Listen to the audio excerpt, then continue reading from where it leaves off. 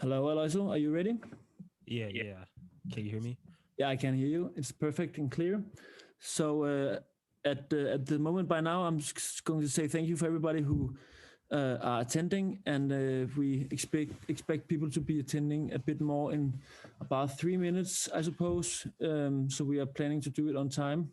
And we are going to let Aloyso begin to speak about techno music and its related politics, and then the questions will be possible to ask after a couple of when the questions allow themselves to be relevant. So then you will ask on the Zoom, and I will unmute when it's ready. So yeah, enjoy. In 2 minutes, Aloyso will move. If you maybe introduce yourself and continue with the lecture. Yeah. Okay. So hi everyone. I hope everyone's having a good evening. My name is Aloyso Wilmoff, aka He Valencia. I've been probably active in, I would say, like North American / global techno scene, perhaps maybe since like 2008 or 2010. For context, I'm from the Midwest, specifically Indiana. I'm actually located right in between Chicago and Detroit, which is essentially the sort of home base or the birthplace of house and techno. My background getting into techno comes from just literally just kind of like interacting with these scenes, and specifically a lot of the older guys, the first generation of Detroit techno guys from Detroit, specifically people like DJ Stingray, Carl Craig, Delano Smith, those kind of guys. I would go up to the festival in Detroit. It's called Movement now. It used to be called DEMF or DEMF, and I would kind of be going up there since I was like a teenager and just interacting with the scene, learning and raving over time. And then eventually I got into like production and DJing, and so now I'm here. I would say maybe about 5 or 7 years into professional career of DJing in terms of just like playing on the global circuit in like North America and playing on like the radio in Europe and whatnot. And so I guess what sort of like makes my approach distinct and or a little bit more standoffish compared to like contemporary techno is I try to relate politics as much as I can to it. And the reason being is when I try to relate these politics to techno, I'm trying to kind of like connect to what I interpret as the original formation or the original vision of techno, like this sort of radical Black vision of the future that can kind of like transcend borders, nations, and even race and things of that matter. And that's pretty much how I sort of the approach that I take to things, whether it be running my page MOMAPS5 or whether it be actually DJing and trying to connect to people.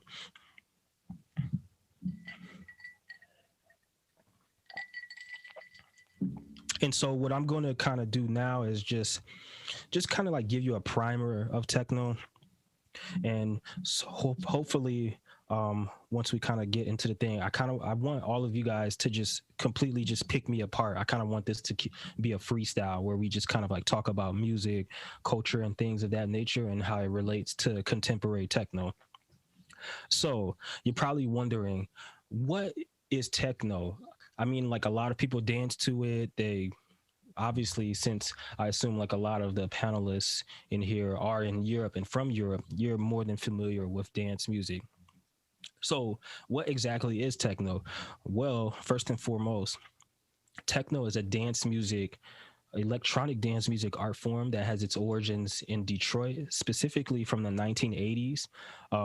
Some of the founders or who kind of like helped create this music would be like Juan Atkins, Derek May, Kevin Saunderson.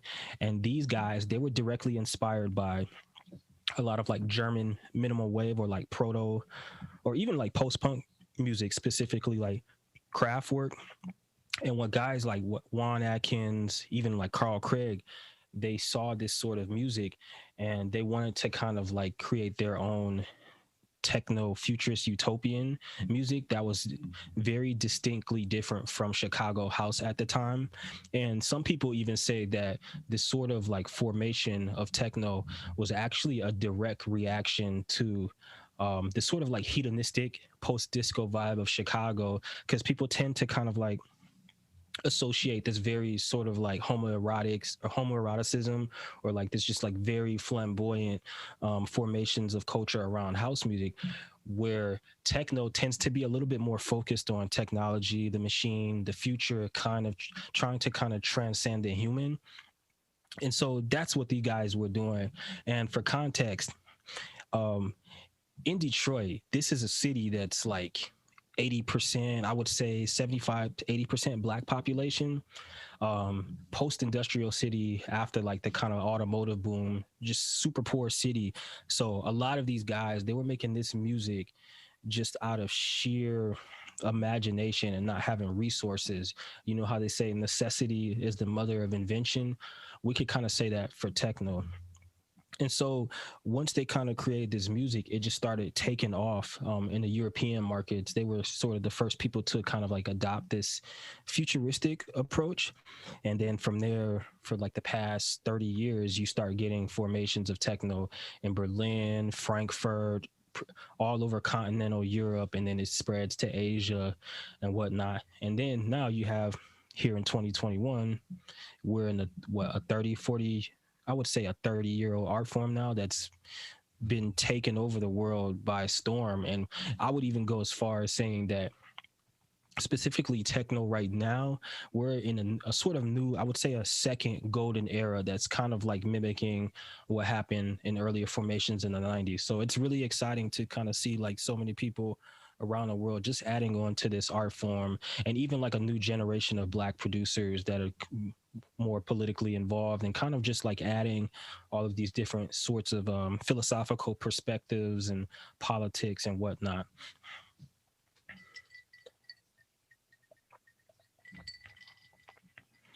I guess now that I sort of kind of explained techno, I guess if anyone has any questions around that, we could kind of like go from there, whether you want me to kind of explain different styles of techno, or what are my thoughts on like contemporary techno, or even how it relates to you guys as students. It's specifically in Scandinavia. I mean, there's like a really big, deep history of Scandinavian techno. We could kind of like go into that. I just want you guys to just really pick me apart, just kind of like free for all.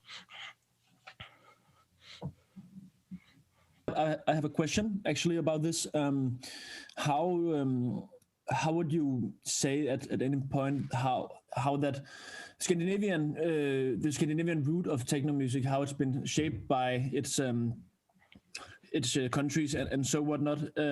How do you think the Scandinavian, so to speak, sound has affected the US scene of techno, and how is there kind of a vice versa of different countries to countries in the styles, and is there any kind of patterns you have recognized in the music scene in the US shaped by Scandinavia perhaps?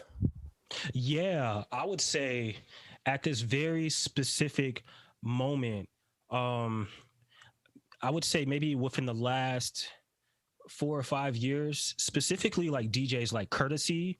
I believe she's from, if mistaking me if I'm wrong, Norway. People like Varg, and specifically Courtesy is actually a Danish. Oh, Danish. Okay. Yeah, Courtesy. I remember, I would say back in like late 2015, 2016, I started hearing BPM speed up. So like one of the most distinct things of Scandinavian techno is just like really fast BPMs, like 140 BPM, and this sort of like borderline trance. And when I've heard her label called Colors, I was just like, oh, okay, she's kind of like bringing back this sound that was really big in the mid to late 90s, pushing towards the early 2000s.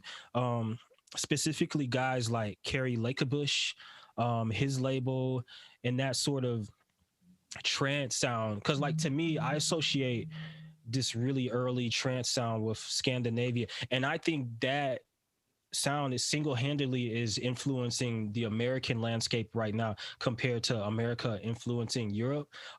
Here in North America, like so many people are playing trance and just making like way faster techno. I think about like not only Courtesy, but there's another label like this person named Repro. Yeah, exactly. I think there's also a name like Funeral Future and yes, exactly. yeah, exactly. Yeah. Like that Aperion crew, even like those people, like kind of like just single-handedly breathe life back into that sort of scene. So I guess right off the bat, super fast, loopy, maximalist, kind of like borderline trance, very melodic, and that's just pure Scandinavian techno.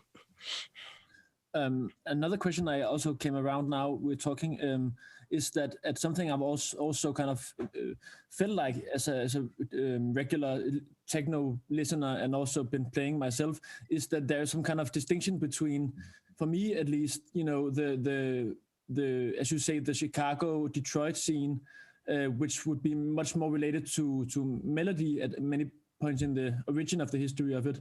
And not so in the minimalist Berlin sense, where it's more hard pounding and drum pattern based in comparison to the more kind of soulful and melodic ways, and more also spiritual and likewise psychedelic at some point and cosmic for that sake. Yeah, precisely. One of the reasons why when people like if you ever go to like a record store, even if it's like online, you'll see like these sections. It'll be like techno, and it'll say Detroit techno, and it'll be like etc. One of the reasons why things are kind of listed as Detroit techno compared to techno from like continental Europe is exactly what you explained. You sort of get like this kind of like soulful, this very distinct, like groovy, almost jazzy sound that's like really specific, associated with Detroit. And I mean, there were guys in Europe in the 90s that were also making similar records. I think of guys like from France. I can't remember his name off the bat, but a lot of guys from Paris were sort of making that sound, and even specific labels like Soma Records, they're from Scotland. A lot of guys like Stephen Brown associated with that, they were kind of like making this similar groovy techno. You tend to kind of like find that in the UK, but like generally when I think of Scandinavian techno, I think of just like very hard, just like I call it confrontational techno. It's just like in your face. Oh, so someone wants to hear an example? Um, sure. I can actually play. I'll play a most recent record that I kind of like define as this Scandinavian techno. So let's pull that up. Um, hmm.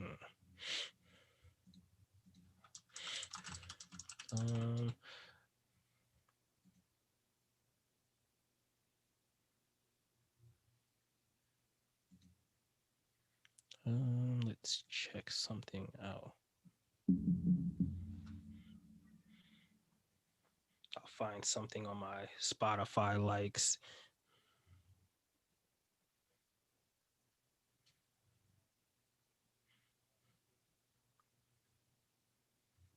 I think one thing though that tends to kind of like get overlooked is, I guess in America, we tend to we really do, there's a sentiment where we really reject trance.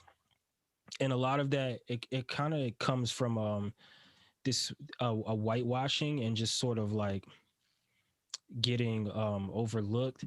But I mean, like trance itself, it's an art form that has like a pretty long history that gets overlooked. Which is important to the formation of dance music trends. Okay, so I'm gonna play this track called Midnight Sun. I believe Ibon. They're from like DJ Ibon. He's actually from Norway and then living in Denmark for a long time now. Oh, okay. Yeah, they did. Related to that.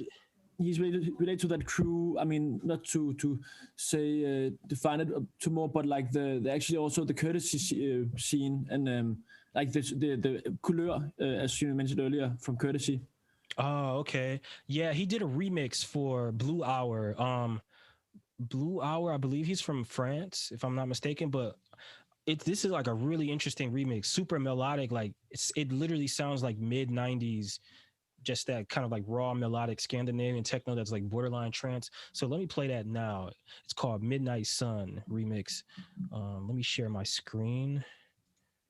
Okay.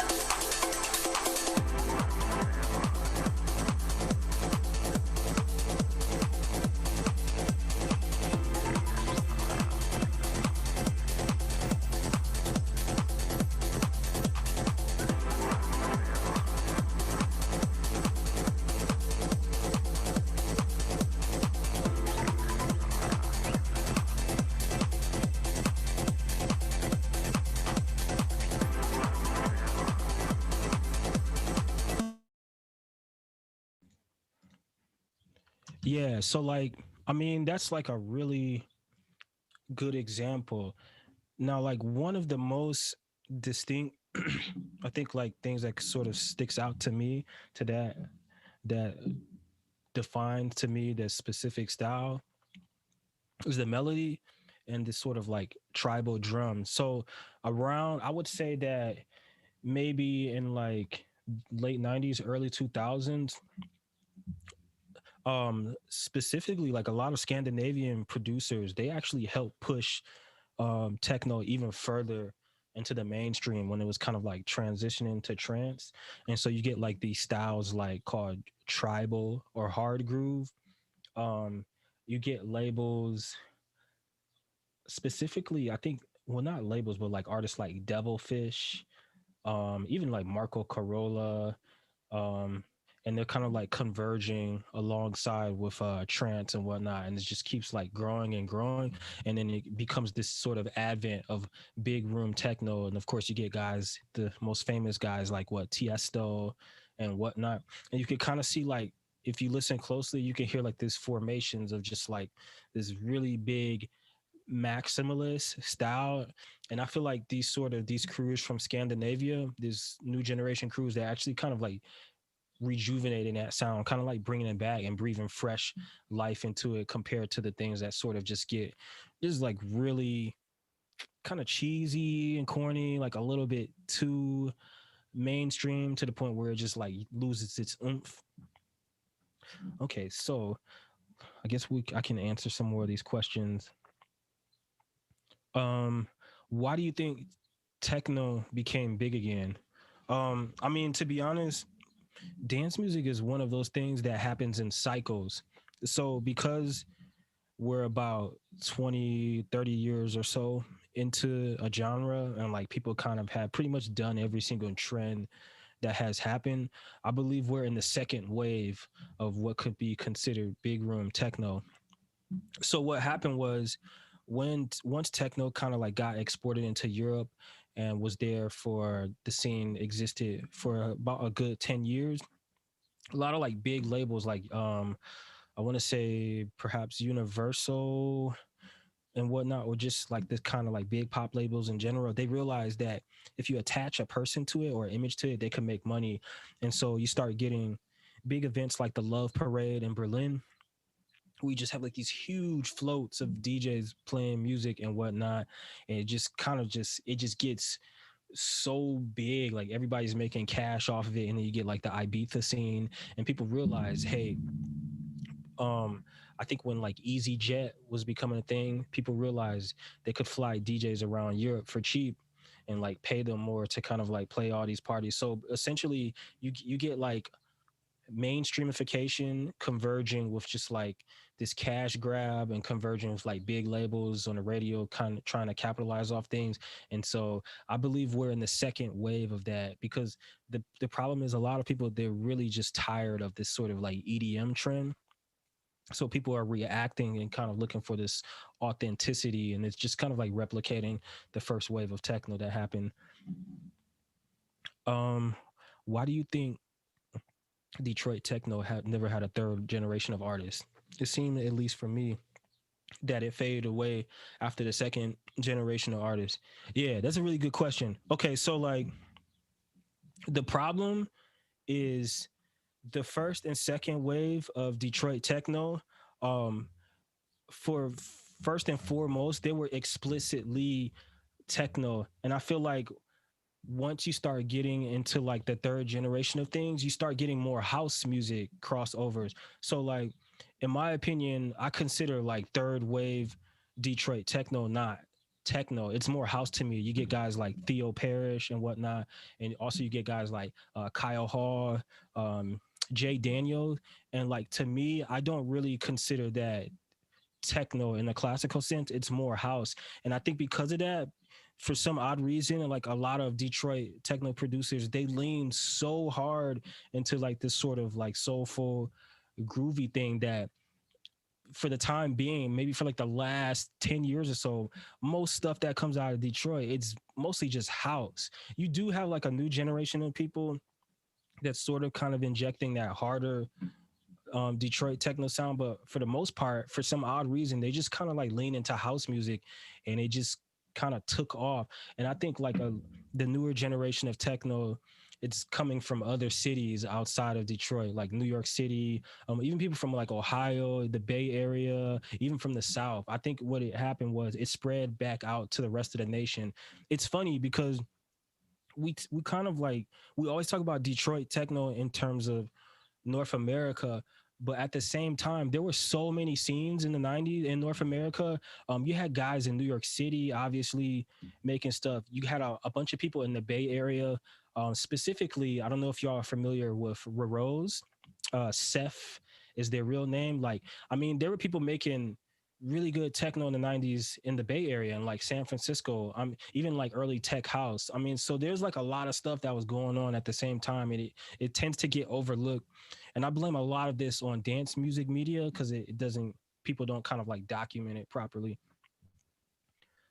Okay, so Jeremy asked, how do you feel like your investment in techno and your music crossover with your current political identity community?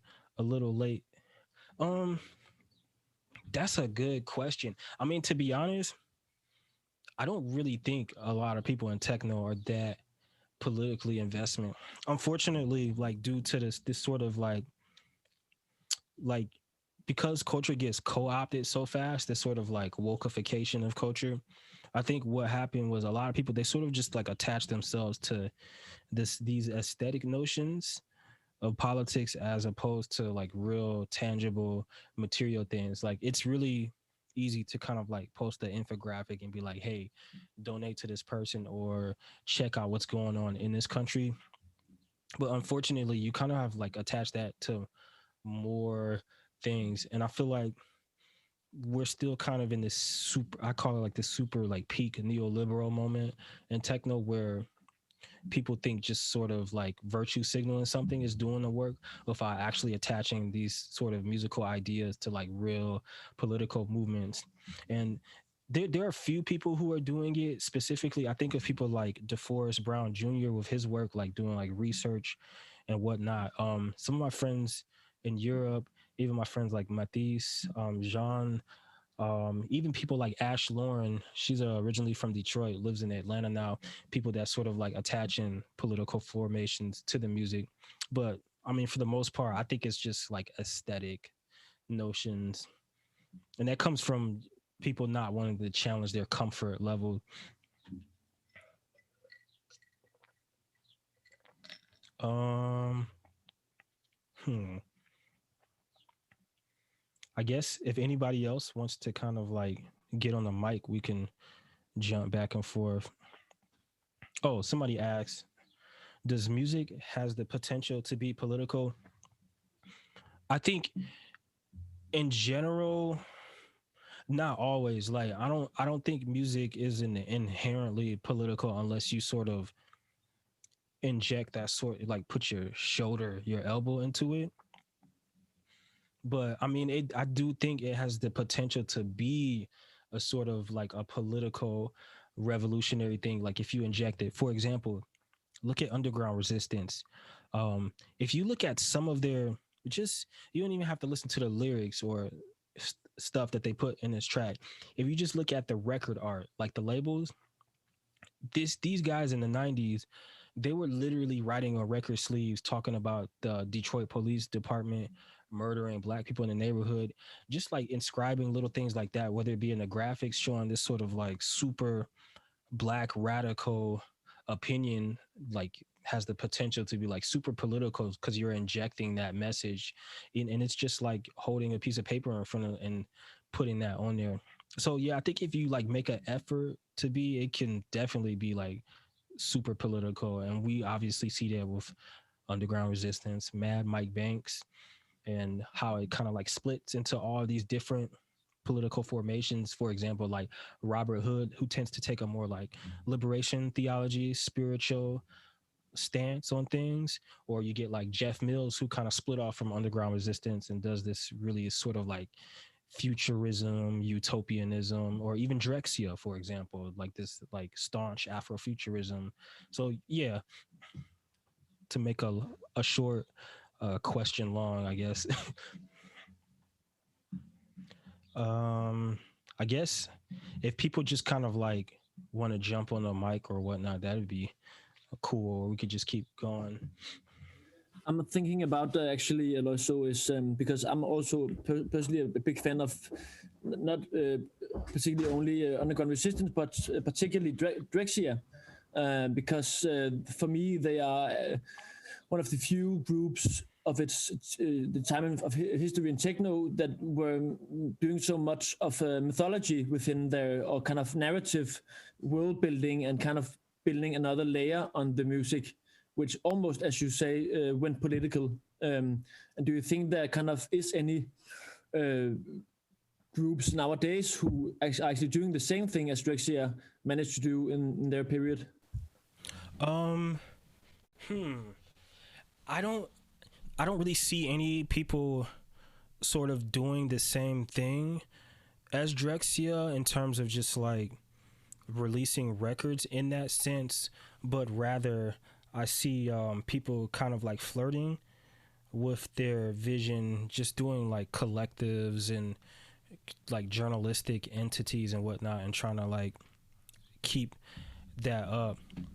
I feel like whenever I think of like Drexciya, because I mean like they were making records, what the internet was kind of early, so they kind of could make records in this sort of like relative, not necessarily like isolation, but rather being anonymous. And I feel like with the advent of social media, it makes it even harder.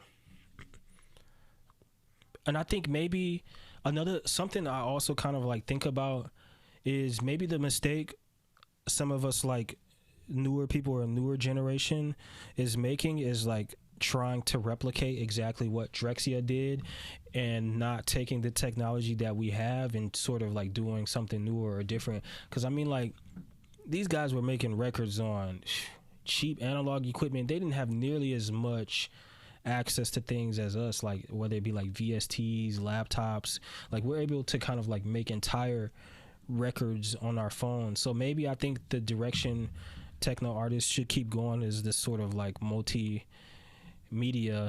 thing.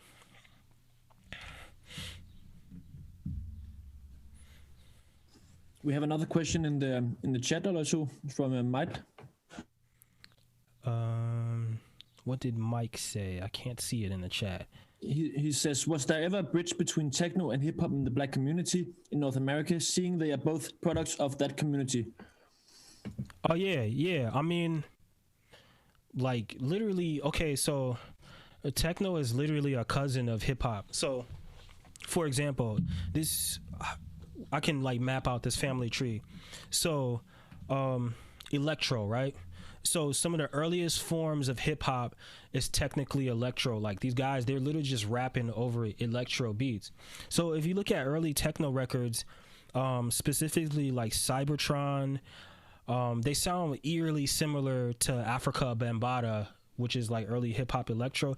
The difference between specifically hip hop and techno is techno doesn't have an image or face to it, whereas with like hip hop, you have a person in front of it, they're rapping. And so I think because they ultimately split, because you can kind of like sell something when you have a image with it, whereas techno people are anonymous. So they come from the same family tree of electro. So yeah, I would say like, I mean, techno is literally like 1 or 2 degrees away, a separation from hip hop, even down to the very production methods.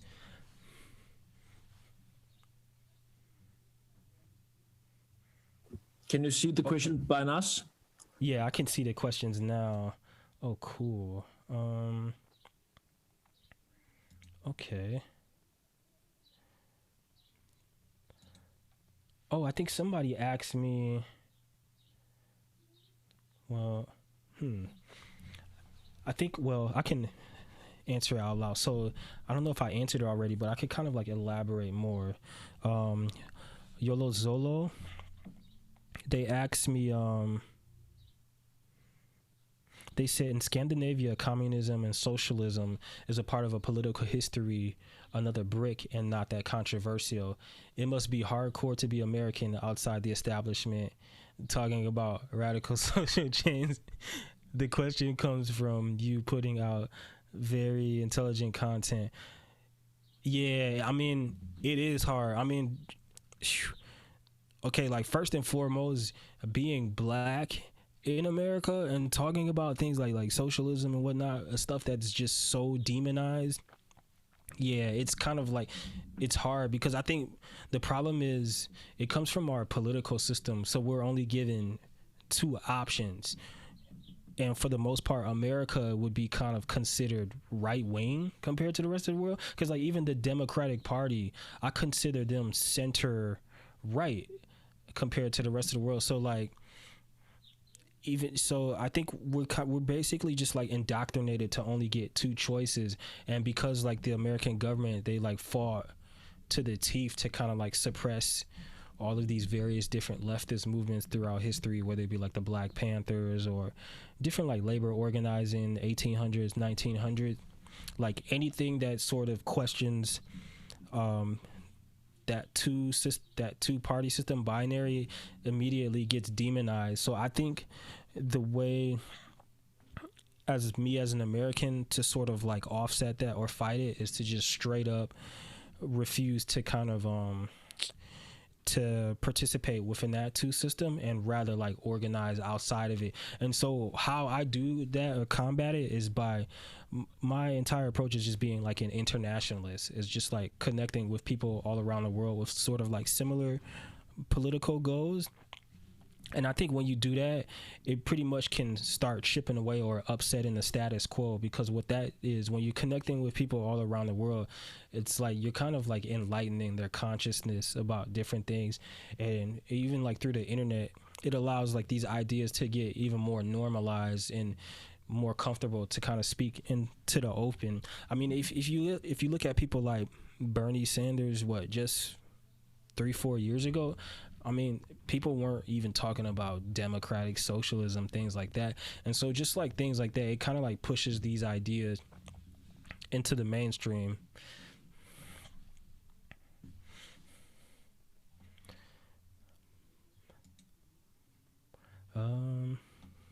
Okay.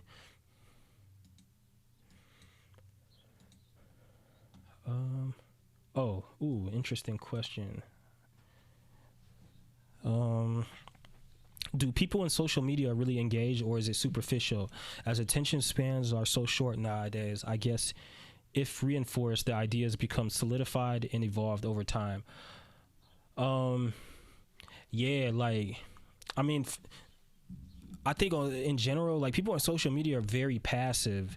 One of my main frustrations is when I'm sort of introducing ideas to people is just like, the engagement is quite low. I think that's like one of my frustrations with like sort of like infographic slide culture is like people, they want really complex ideas sold to them in the cheapest, shortest way. And people often, they will engage with things in that manner, but they won't go further. And I think a lot of this has to do with just this sort of like anti-intellectualism that's sold to us in American culture. Like, I mean, one of my main frustrations just daily is just like when I'm interacting with people or these different ideas, I'm just like, wow, like people really don't take an effort to kind of like challenge their opinions or read or look at different things. It's really sad. Like, and a lot of this also has to do with just like how the actual apps are built. We immediately just want like this quick spurt of dopamine and don't want to sit and read and whatnot. So one of the ways I sort of, I guess, built a following was realizing, okay, let me take these complex ideas and break them down into a form where like people can kind of absorb them and then hopefully think about it themselves and go further. Because I mean, I always say like what I do, none of it is new. I just pretty much just like break down concepts and just kind of like put it into normie people English and go from there, because I think we kind of have to like break away this weird elitism around concepts, you know, and stuff needs to be more accessible. Oh, so, yeah, I'm thinking about doing like more, or starting to make infographics. It'll take more time, you know. I have to like sit and research and whatnot. So somebody asked me, they said they want me to play some of my favorite tunes. Yeah, I could do that. Let me pull that up now. I'll play like some new stuff that maybe something new that I really like.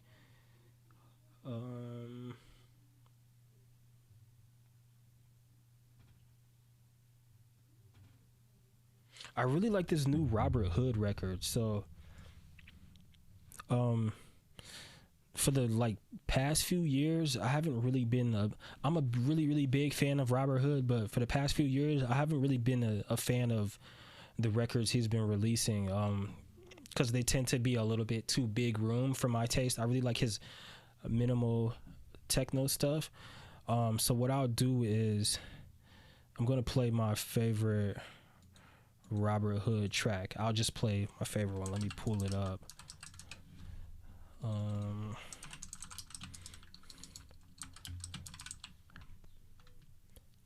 Let's see. One of my favorites, it's called Museum. It was released in, I want to say, 1994 on his Minimal Nation album. It's like just super stripped down. It has like this feminine vocal on it. I'm going to play it and just let you hear like how deep it is.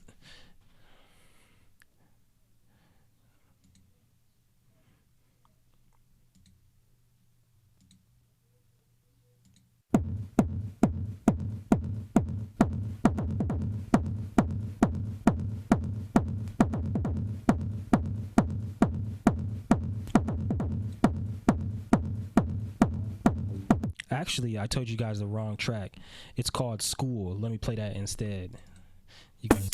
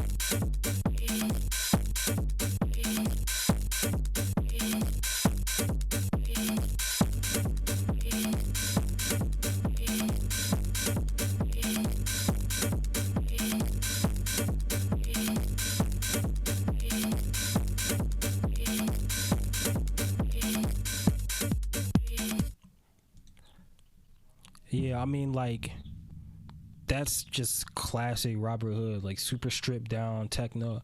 And I mean, the one of the most interesting things about his music in particular is just like when you listen to it on the headphones at your home, it doesn't sound like much, but the sort of weight that stripped down techno has in a club, it just like encompasses you, like sucks you into a void. It's kind of very like mastercraft almost.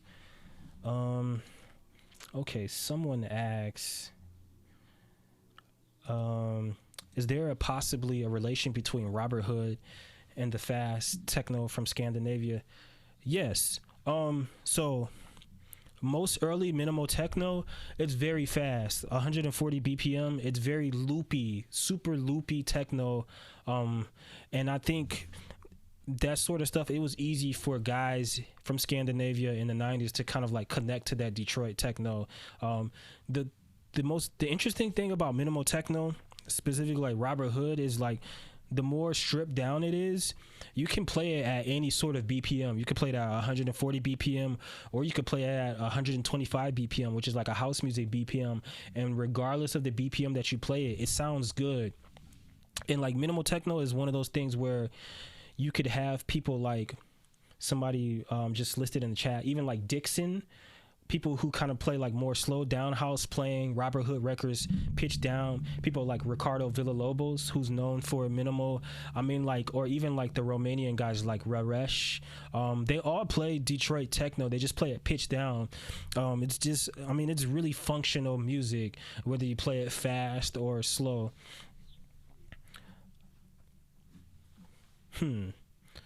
So what's my opinion on the bigger face, the bigger face of techno in Europe, like Dixon, Tale of Us, Solomon, Mine Against Nicole Modeber? I'm kind of like diametrically opposed to that stuff, because to me, techno is the sort of music that's supposed to be played in clubs. I mean, you have DJs, they're literally on a circuit and they only play festivals, and I find that weird. Like, this is, I mean, festivals are fun, but like, this isn't music that you play outside in the sunlight, you know? Like, this is music literally built sonically, specifically for the context of a club with like a very fine-tuned sound system. And I think if you keep pushing away from that, it just loses its energy, you know? Mark Fisher talked about the slow cancellation of the future in the sense of music. He said that if you played a jungle record from 1993 to someone in 1989, it would have sounded like something fresh and new. Now, we could hardly tell the difference if a track was produced in 2021 or 2015. Yeah, I actually agree.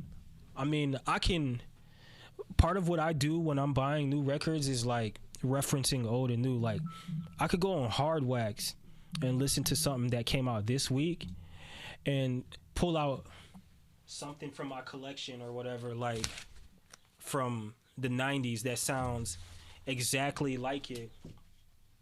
And that comes from repetition. Like, a lot of stuff in techno is just repetition, like people kind of building on old ideas. So I definitely agree with that.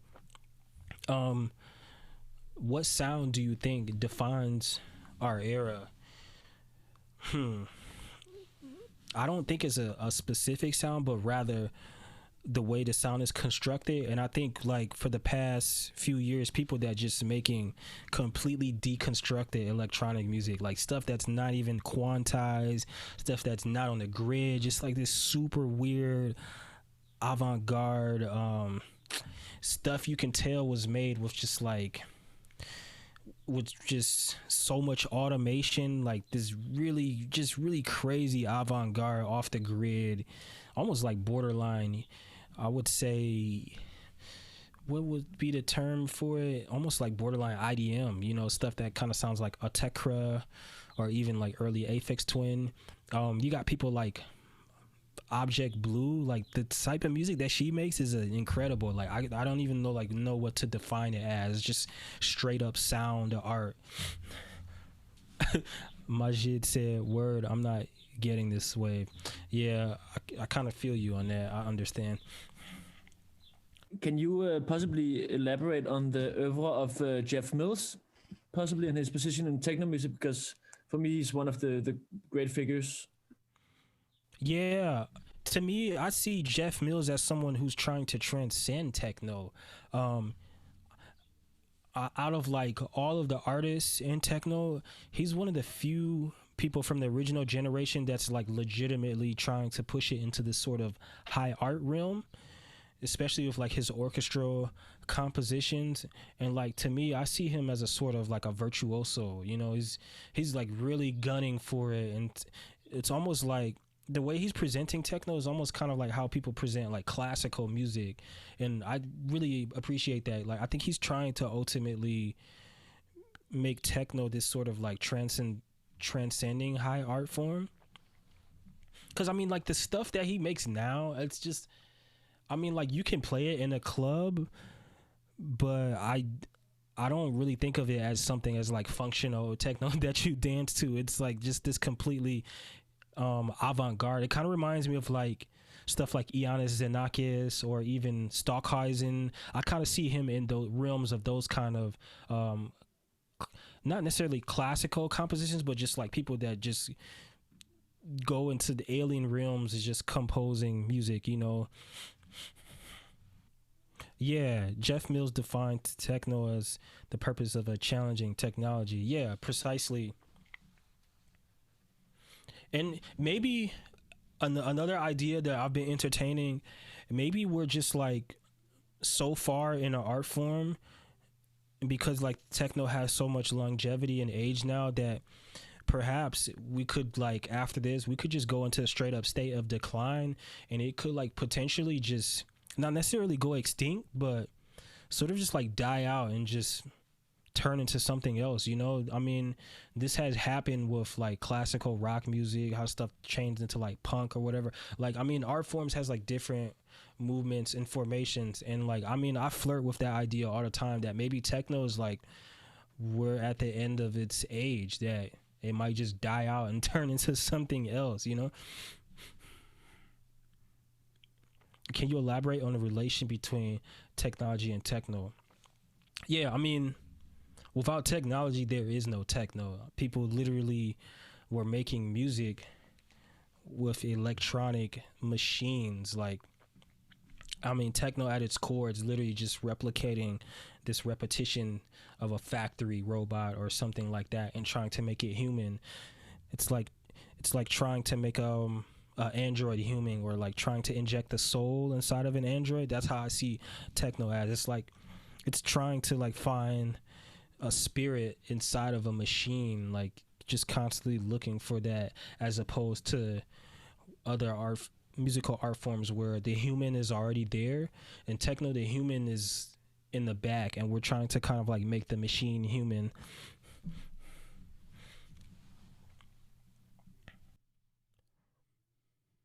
Also, a question I have, Aloyso, is there, because I'm personally myself, when I discovered like the origins of jazz and how it originated from blues, and how for me sometimes I've been kind of stating that there is some kind of relation between modern trap music and jazz, in which it liberates its musicians from the restrictions of expensive studios and bands and so on. And is there also the same happening in the techno scene, like that the machines are liberating the bands or the musicians from having a expensive band or studio?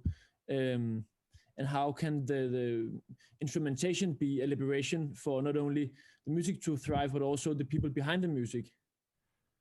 Yeah, I mean, I interpret that liberation just by how accessible equipment is these days. I mean, like, there are guys like Varg from from Sweden, making entire records just using his iPhone or iPad.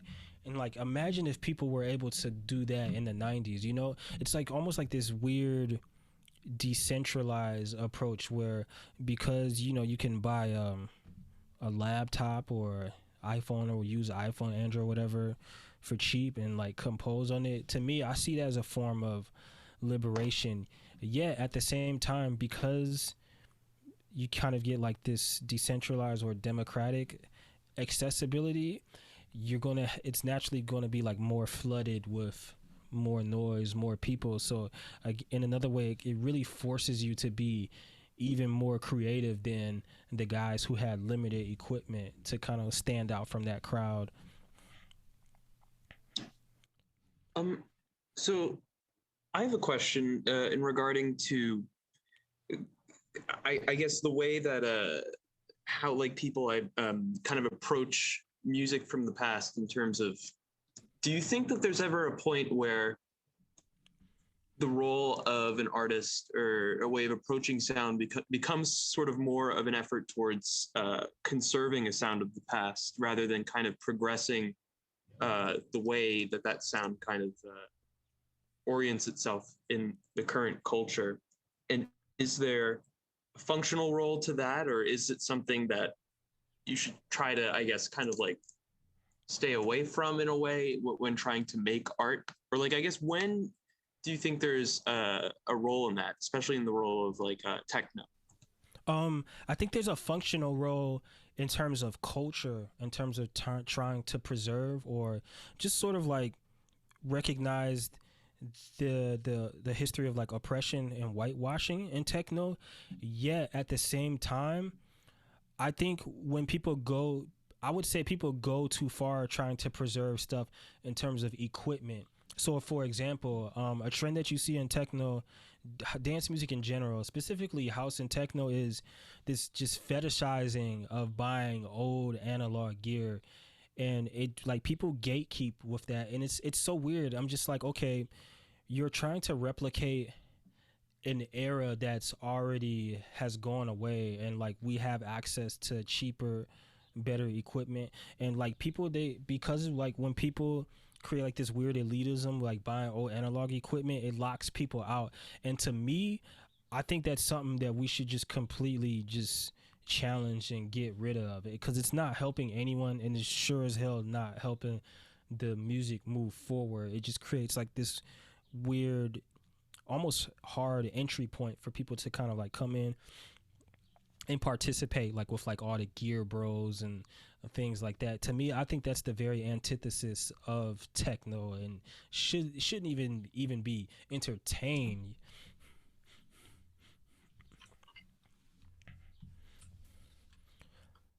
I suppose it was just not really a question, but just I just agree. I mean, when you think about for instance Sophie, who just passed away, I think she only worked with like VST. So I mean, it seems so contrived to be so gear fetishist. I totally get that. Someone asks, Alek asks, interesting that this new wave, techno wave, is reviving, even though we're in a pandemic and for the most part locked down in houses for a while. Even though you mentioned it is more oriented for clubs, do you think that since techno is more of an internal liberation, people kind of saw it as a chance to look inward and alone in this quarantine? Yeah, you can kind of see this sort of inwardness going on, just the type of records people have been releasing in the last year and a half. So right before the pandemic hit, the trend was super fast, big room, just like overwhelming, like giant techno. Whereas a lot of stuff that I'm hearing now in the pandemic, since people can kind of like sit in isolation, it's just like very mellow, chilled out, sort of like introspective, slowed down, almost like ambient.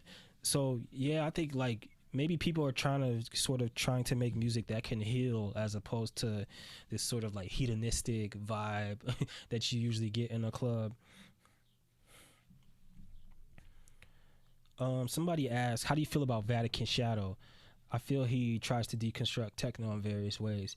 Yeah, I really like Dominic Fernrose. Yeah, I mean, I'm a big fan of him. It's like super prolific. The reason why people like him are pretty interesting, because I like when people come to techno from a complete outsider. So he comes from the noise world, where someone like me, I mean, I kind of have like a more orthodox techno approach. Like, I mean, I've always kind of just been involved in the scene. And I think when you have like complete outsiders trying to interpret techno, that's a good thing with like all his projects, whether he be like showing like these various like geopolitical conflicts on the artwork, referencing things in like the Middle East and stuff like that. I think it's a really interesting, refreshing approach. And I mean, he was doing that stuff years before people sort of caught on, which I find really cool and interesting. So like, yeah, I really appreciate Vatican Shadow.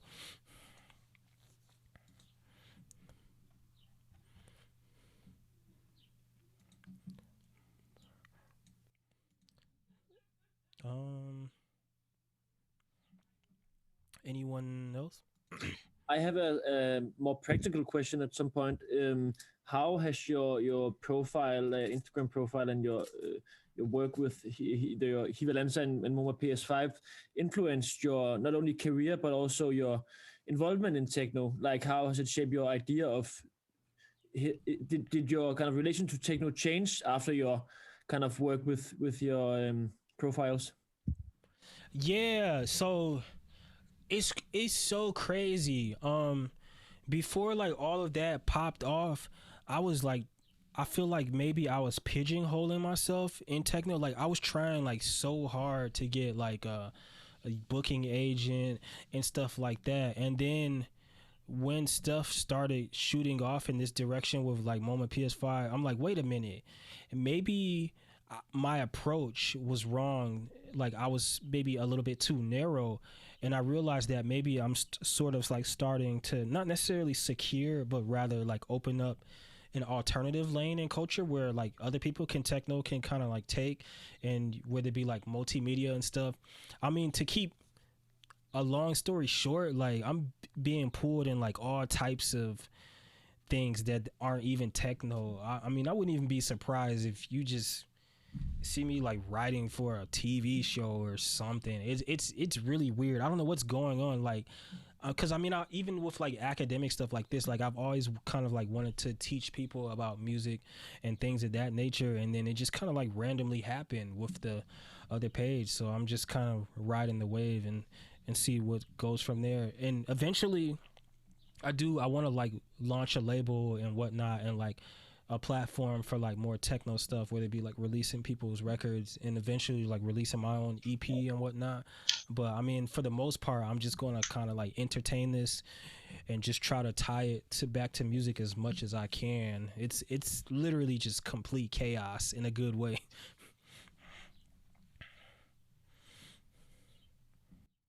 Can you hear me? Yes. Oh, okay.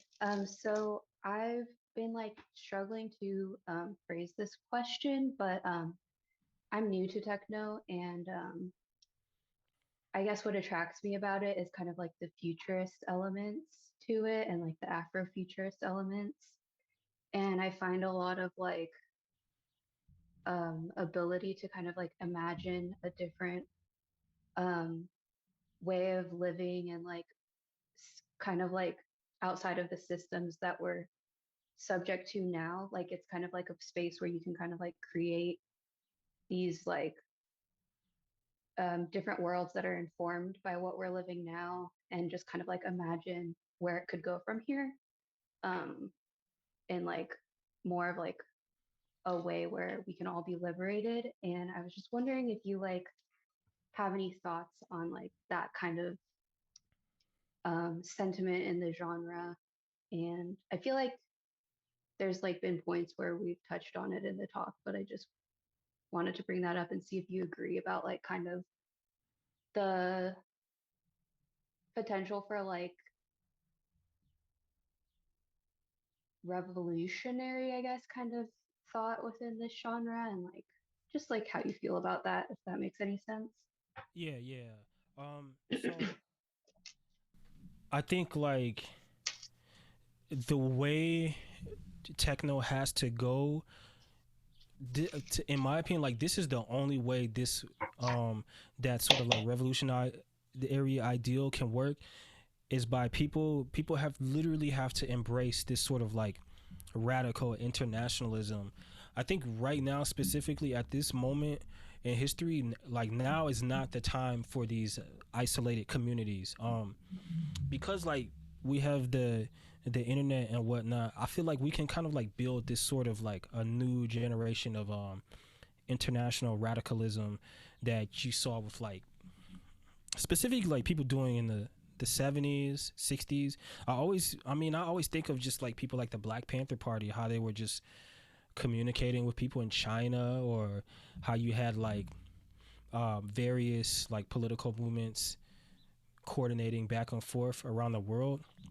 And I feel like as DJs, we literally can do that. Like we can help spread these ideas like when we tour, and just by like even just straight up meeting with like different political parties. So for example, like for the past few years, I've been involved in like an active protest of the Israeli government with like different Palestinian activists, and like we coordinated like a super big protest saying, hey, different DJs, we shouldn't be going to these countries and playing here because they're actively occupied. And like we had people in like London, Germany, even South Africa kind of like coordinate together and do these things. And we like literally have like raised funds from traveling and DJing to kind of like help political prisoners and things like that. And I think people like really like so this is my main beef for like a lot of DJs in techno, because like we have the privilege of being flown around the world to play music. I feel like a lot of people, they take it for granted because you're kind of like interacting with so many different cultures. And I'm like, if you're able to kind of like fly to different countries and interact with different people, wouldn't it come across your mind to kind of like use your presence to kind of influence these people around the world and exchange different ideas and be involved with like different political things? Because like I think anything less than that is just politically irresponsible. Like, I mean, in some ways we are literally just like a person that works for like the UN or whatever, you know, like a liaison for like a embassy. I mean, I literally see DJs as doing that sort of work in a cultural manner, you know. So I guess to answer your question, the way we have to go is this sort of like radical internationalism and connecting with different people around the world, and also boosting people that kind of like fall outside of this gaze of Europe, like this sort of like Eurocentrism. Because I mean, there's so many scenes around the world. Like for example, somebody in the chat, they bring up Om. That's how you pronounce it. Om, South Africa, or Príncipe from Lisbon. Like, I mean, these are people from the African diaspora making music, and like they should be exposed to the conversation too, you know. And so yeah, I do agree, like that sort of music has the same energy as Detroit in the 90s. And so I guess I'm attaching the answer to your question to the next question. I have this theory that because the way the African diaspora works, that Detroit techno could have come from anywhere in the world, being just the way that the African diaspora works. Like Detroit techno in general could have been born in London, even South Africa, because like the conditions of what the transatlantic slave trade did, and it brought like all these various black people in different places around the world. I think that techno, it could have been born literally anywhere in the world. And I don't think it's like at this point in history that Detroit even has a monopoly on that sort of formation.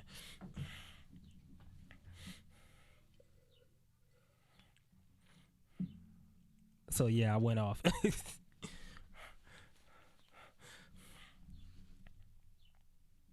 What's up, baby? Free Palestine. Yeah, exactly, Alek.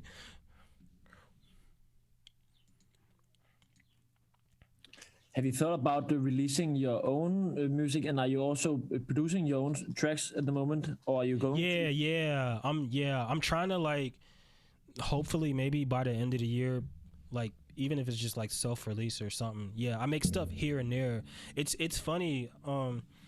It's honestly like really hard in techno to make it this far simply being a DJ, you know, because like most people, they would have a few EPs or something under their belt. But I mean, one of the reasons why I never really released anything, mostly because out of laziness, and also I felt like I'm a decent enough DJ to kind of just like get by without having to kind of play the game.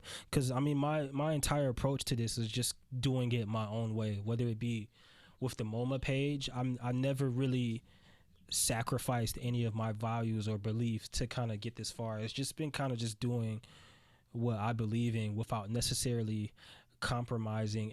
And sometimes that approach has some setbacks, but I mean, for the most part, I've never really compromised what I want to do. So I'm glad it kind of goes that way. But yeah, I'm pushing. I'm trying to like release like a 3 or 4 tracker EP or something. It's long overdue, and people keep nagging me for it. Because I mean, I have a formerly trained musicianship background, so it won't be a big of a problem. Another question I just came around was how, because as you mentioned now that the thing of producing tracks isn't for you at the moment necessarily necessary. And is there also some kind of relation between your practice with MOMAPS5 and the practice of curating? As it's some kind, I mean, it could sound like a fancy term for being a DJ, but it is some kind of curation of different other pieces, and how MOMAPS5, PS5 also possibly could be a curation of thoughts and ideas, and how this whole arrangement of curation is related to the task of DJing in general, how the composition of songs in the row and how they are presented and to each other, and not only rhythmically, but also given the term of the sound of the tracks and the history of the tracks. Yeah. So I figured out one of my main things that I kind of hammer on in terms of just in order to. I figured this out when I went to Europe and just like sit in Berghain and was like studying, and I realized over the years, some of the best DJs, they're literally curating. So just, I mean, like a lot of people, they buy records or whatever, just mix them or whatever. But I mean, there's an entire curation technique to kind of like taking DJing to the next level. So like one of the ways that I literally treat DJing as if I'm curating an art gallery. So like when I'm buying records, I would listen for records of like a specific sound, and I would literally like organize 3 or 4 records that sound similar, and I'll put them in a folder or a stack on the floor or whatever. And then I build my sets as if they're a puzzle, or if I'm like curating an art gallery. So say for example, you're inside of an art museum. One side of the art museum has continental Europe art from the Renaissance. So, you know, naturally you're going to curate a lot of art that has a similar style or look in that room. And in the other room, you have art from continental Africa or some from a specific era. So I literally treat DJing like that. Like when I'm making my playlist, I'm trying to like build a really cohesive story of different sounds that sound similar. So instead of just like buying all the new records, I'm literally like flipping through hundreds of records a week, whether pulling stuff from my collection or new stuff, and I'm putting them together on like playlists, whether it be like if the hi-hats sound similar or if it has like similar melodies. And it's basically like an elimination process of like trying to fit a puzzle together. Because like say for example, if you listen to like really good DJs of like residents of like big clubs, you ever notice how like their sets, they sound like really cohesive and like smooth? Like yeah, it's all intentional. Like there's so much stuff that goes on behind the scene, like in terms of just the art of DJing. So yeah, it's literally just like curating. Like I mean, I can pull up my phone right now and just show you guys like, I mean, like I'll pull up my Spotify right now and I will show you just like how I organize stuff, for example. So let me share my screen.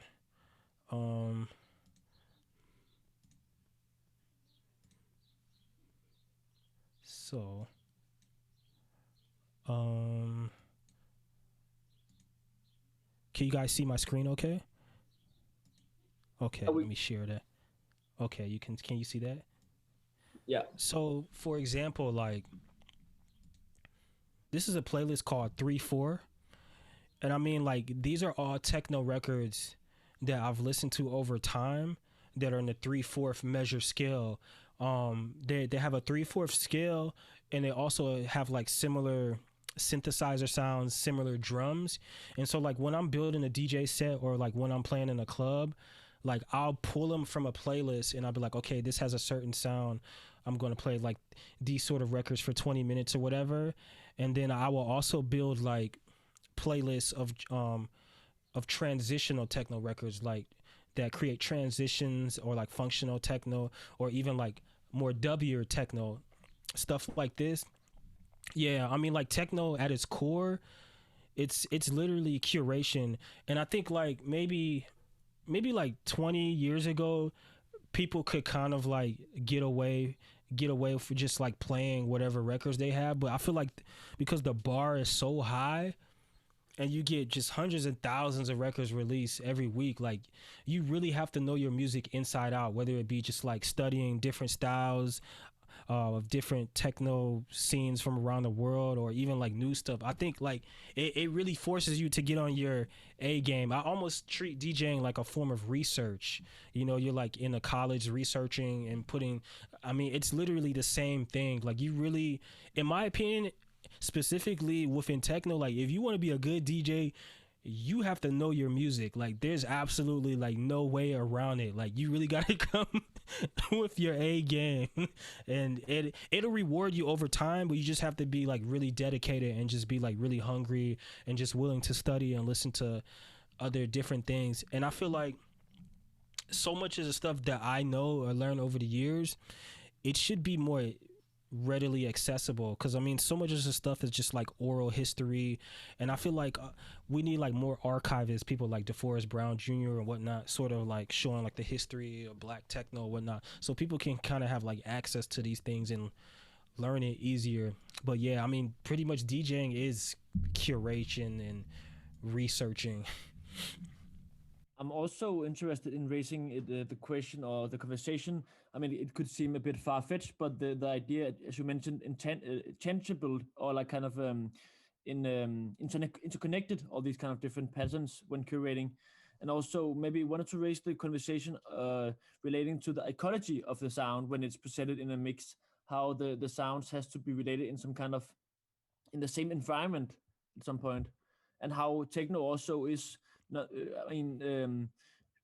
inherently kind of connected in some kind of ecological relation. I mean, few techno musicians are pro the climate change, climate crisis, and more invested in battling it. So, is there also some kind of relation between ecology and techno, and also the composition of sets when doing techno? Yeah, I mean, I even think of ecology just in terms of how the DJs travel. Like, I mean, we contribute so much to climate change, you know, taking all these jet planes and flights.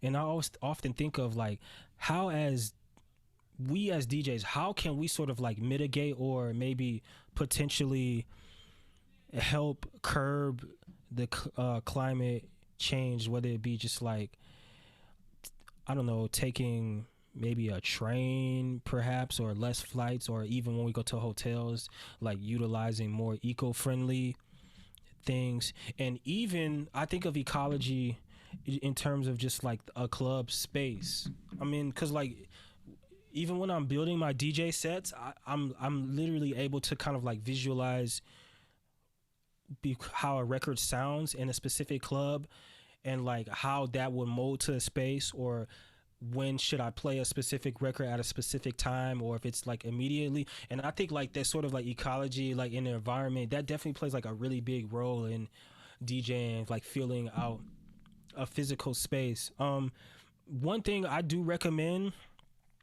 if for people who like, if you want to become a DJ, or you just want to become a better DJ, like go to the club sober. Don't even dance. If you know the DJs, see if you can sit in the DJ booth, or if you're just in a club, just sit down and stand in the back. Just like observe, watch the DJ playing, listen in a sober mind, and just like think about how the DJ is like able to kind of like control the climate of the room and things like that. And even think bigger, like think about how that relates to the specific city you're in. Maybe it's cold winter or summer. There's so many things that just like comes to mind that you contextualize. It kind of like makes you really almost a little bit overly emotional, because you have to absorb so much. So yeah. I'm also thinking about the relation, as now we're talking a bit about the ecology and how the relation between techno and ambient music, and because ambient is by Brian Eno made as a way of kind of, composing music for environment, not related to any political act necessarily, but also the theory of and the theoretical idea of the ambient and the ecologist thinking of the outer space and the surrounding space and the sound of space, as also as you mentioned, the club as a space with ambient sound. Yeah, one of my friends, he plays under the name of False Witness. He actually wrote an article. It's kind of like something similar to the idea of presenting, except what he was arguing is that in some ways the sort of like architecture of clubs is a sort of colonialism, and like how the clubs can maybe shape the music in that way in terms of just like whitewashing and whatnot. But in my opinion, I actually sort of fundamentally disagree, because in my opinion, I think that it's not necessarily the club that shapes, or it's not, well, the club does shape the music, but I don't necessarily think it's colonizing the music, but rather sort of like creating specific scenes. I think it's a back and forth relationships. Whenever I think about this stuff, I always think about like clubs in Europe. For example, like I think of clubs like Fabric. There's specific sounds that come out of that club, history of different styles that are born out of that club. Or even think about like Berghain, you think of like dark industrial techno. Or I even think of clubs like Live at Robert Johnson in I believe in Frankfurt, Germany. You tend to get like a more stripped down, groovier house sound. And I think that there's a back and forth relationship between the DJ and the club, and like over the course of years, because how people interpret their DJ sets, people would try to write music that fits this sonic environment. And ambient music reminds me of that, because like to me, ambient music is very much environmental music. Like it's like music made to fit an environment. And specifically when you bring up Brian Eno, how he made like music made specifically for airports, and this circles back to how I DJ. Like literally, like when I'm preparing a set, I prepare sets based on the club, city, context, the mood. Like I think as DJs, you can't be selfish. Like you kind of have to adjust to these different environments, and that kind of like makes you a better artist.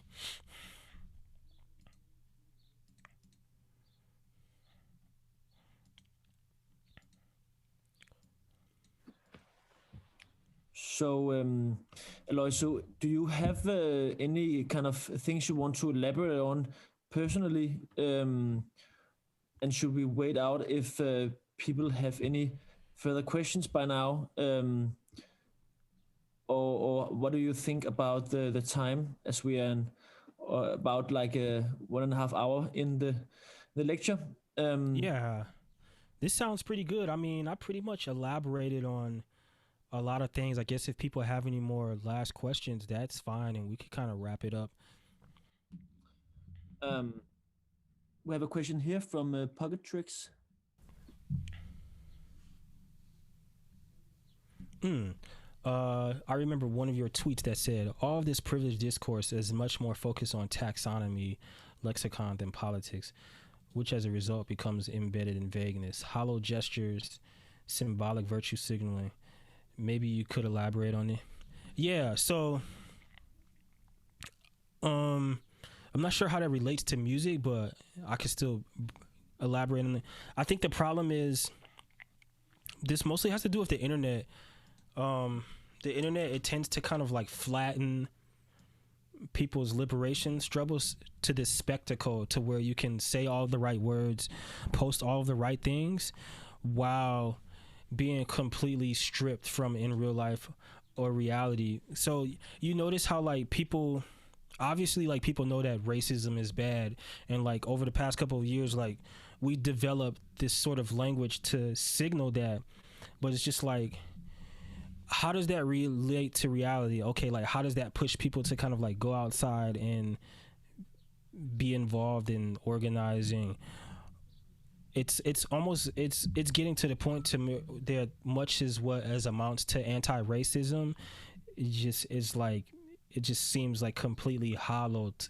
And I think a lot of this has to do with just like how culture tends to get co-opted over time. And I think it's important, even though we can like recognize the problem, what does that solve if you don't actually try to achieve it?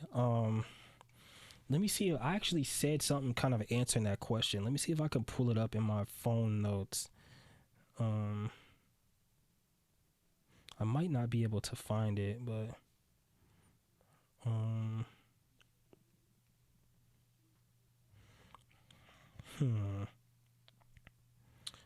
let's see if I could pull it up. I promise I had like a really good answer for that.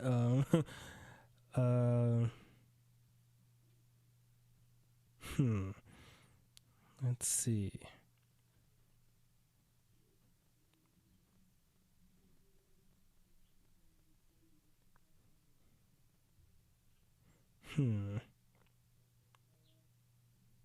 I guess I don't know if I can find it, but I guess what I'm trying to say is just like at a certain point, like you're just gonna have to like get in real life and do something about it, because like we have more than enough language to point this out, but it's just like, okay, like you have to just do it, you know.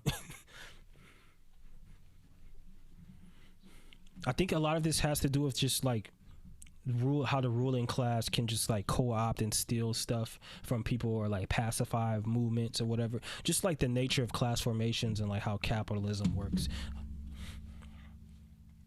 So yeah. If there aren't any other questions, I have one last question for you, Aloyso, before we round up, which is, do you have a foresight of how techno will evolve within the next, let's say, 10 or maybe 20 years from now? In regards to politics and ecology and so on. I think more, because like in terms of just like climate change and things like that, I think you start getting more people being more explicitly reacting to things like nationalisms, because DJs were kind of like traveling across different borders so much. Climate change is going to cause people to react to immigrants and stuff like that with harder nationalisms. You see stuff like Brexit and whatnot. And I think in the next few years, you're probably going to start seeing more DJs taking more open stances against like these reactionary nationalisms and whatnot, to sort of like just keep pushing like the free movement of peoples and whatnot, specifically like continental Europe, because I see like of formations of all these weird fringe far right-wing populist parties that are just like super anti-immigration, and I think people really need to speak up against that, especially DJs, since we're always traveling so much, you know. It's getting kind of scary and weird, so I think that would be like the near future.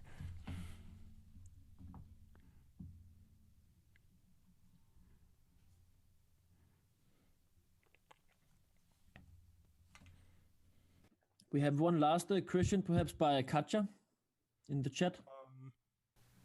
Let's see. Could you say more about the drugs in the scene? I don't know. I mean, I don't use drugs, but I see people like, for the past maybe like few years, I see like people starting to take safer stances, whether it be like giving out drug screening kits and whatnot, so people don't overdose in parties and whatnot.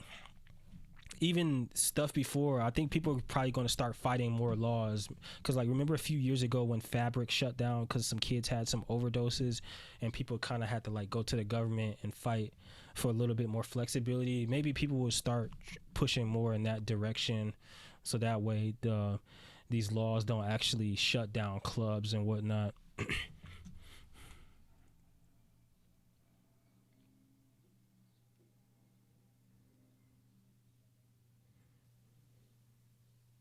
So yeah, that's what I got for y'all. But thank you so much, Aloyso, and Thank you. thank you for thank you, and thank you for doing a lovely lecture like that. Maybe sometime again in the future. And thank you all. I'd love to do it again. I'm always game. Nice. And thank you to all the participants. And let's hope to hear some music from you. Maybe as Pocket Tricks right in Copenhagen when the COVID is more under control. Yeah, I really want to play in Scandinavia. I mean, like, I'm always speaking to people from there. I'm not really entirely sure about, like, I don't know too much about the clubs, but like I would, even if it's just like to go hang out, I'm like more than down. I've been like really anxious to get back to Europe. I haven't been back to Europe since late 2018, so it's been a while. We'll make a change of that when the COVID is over, and we'll arrange a gig in Copenhagen. Thank you so much, Aloysius, and have a lovely evening.